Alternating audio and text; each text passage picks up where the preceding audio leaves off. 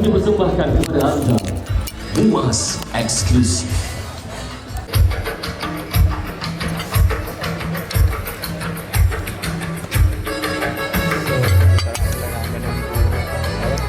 Kita tengah menunggu majlis Muaz Eksklusif brand launching untuk start pagi vlog. Kak Lang dengan kakak beli semayang.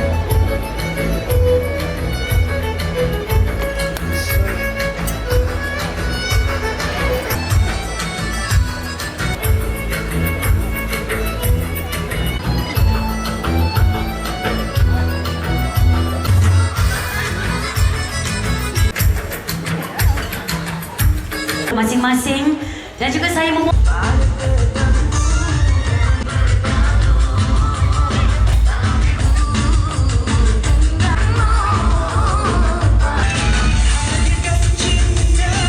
pembeli eksklusif Muaz menggayakan busana dari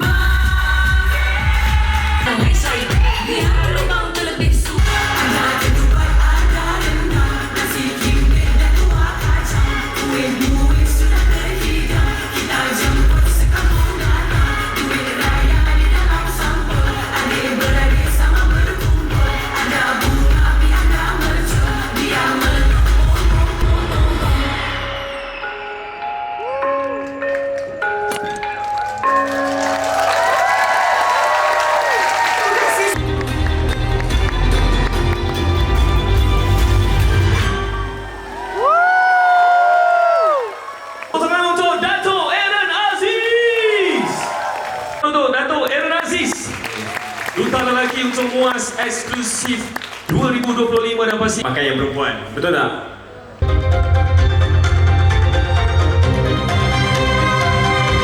Yang datang hari ini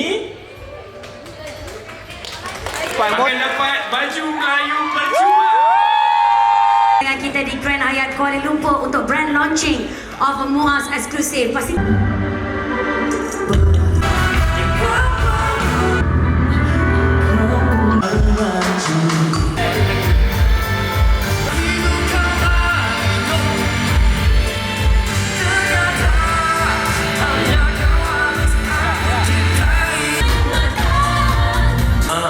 ikan tenggiri Nampak?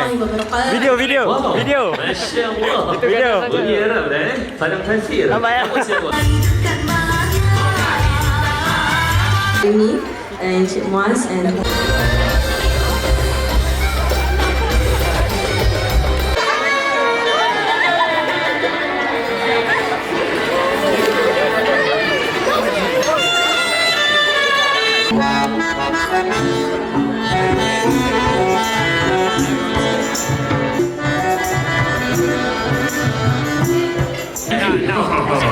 Okey, Ni video. kalau nanti Bagi kata-kata. husband nama siapa?